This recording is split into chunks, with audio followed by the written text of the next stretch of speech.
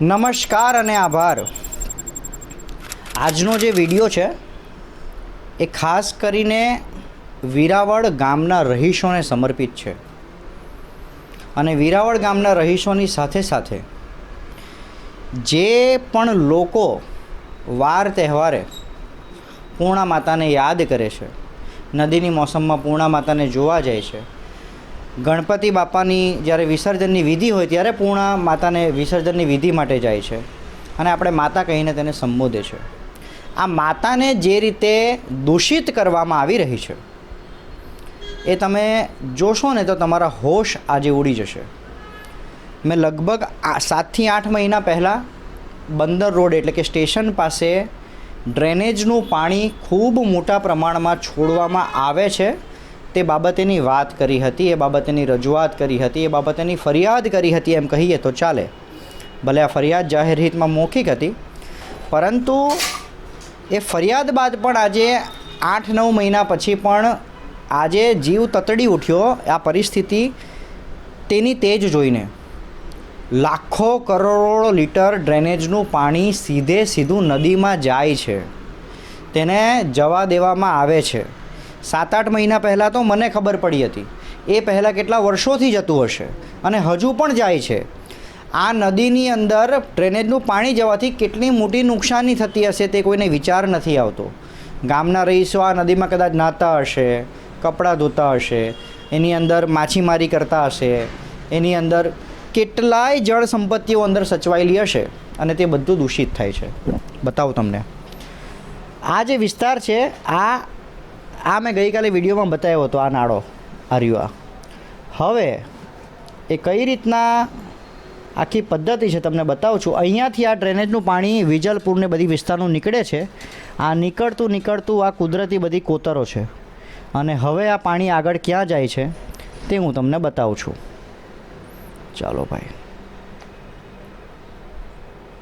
આ પાણી જાય છે, આ રેલવેનો બ્રિજ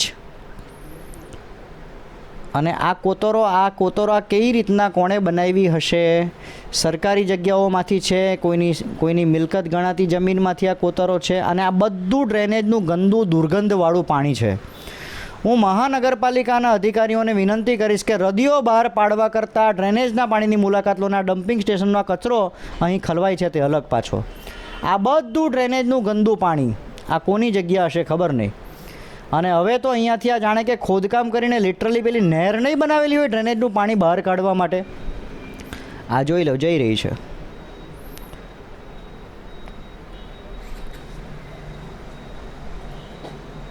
આ ચાયલી વિશાળ નદીઓ જેવી તો ડ્રેનેજની લાઈન બની ગઈ. અને જો કોઈ એમ કહે કે આ કુદરતી કાંસ છે, તો આ કુદરતી કાંસની અંદર ડ્રેનેજનું પાણી છોડવાની પરવાનગી આપી કોણે હશે? આ જોઈ લો, આ તો જાણે કે ખોદાણ થયું હોય વ્યવસ્થિત એને નદી સુધી પહોંચાડવા માટે તે રીતની અહીં પરિસ્થિતિ છે. બરાબર.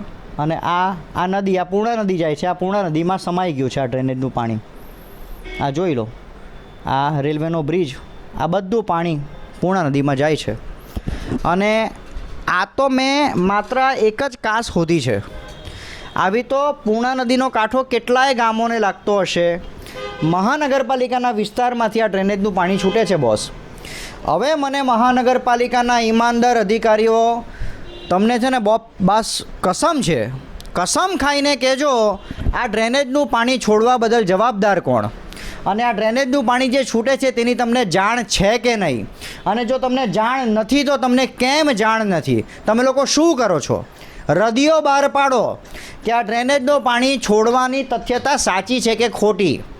ખોટી હોય તો અમારા વિરુદ્ધ કેસ કરી દેજો કે લોકોને ભ્રામક માહિતી આપે છે. પરંતુ અમને જે દેખાય છે અહીં તે પ્રમાણે આ ડ્રેનેજનું પાણી જાય છે. આ ડમ્પિંગ સ્ટેશન બી આ બાજુમાં છે જો કાસના. આ કેટલું ગંદુ પાણી છે. આ બધું ગંદુ પાણી અહીં સુધી આ જાય છે. હવે રદીઓ બહાર પાડો. હવે તમે પ્રેસ નોટ બહાર પાડો કે આ માહિતી સાચી છે કે ખોટી. ખોટી છે તો આ પાણી ક્યાં જાય છે અને પાણી કોનું છે?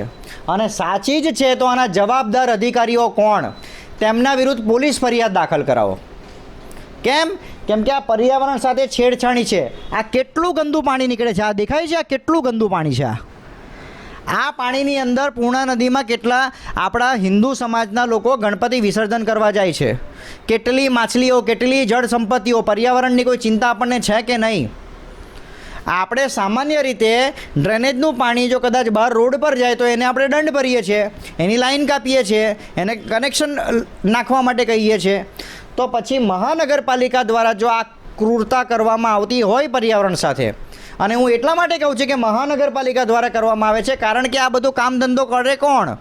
ડ્રેનેજને સીવેજમાં નાખવાની જવાબદારી કોની હોય? આ સીવેજને પાણીને એસટીપી પ્લાન્ટ સુધી પહોંચાડવાની જવાબદારી કોની? 60 કરોડના ખર્ચે આ પ્લાન્ટ નાખ્યો છે, 24 MLDનો લગભગ, નહીં 42 MLDનો, આઈ ડોન્ટ નો.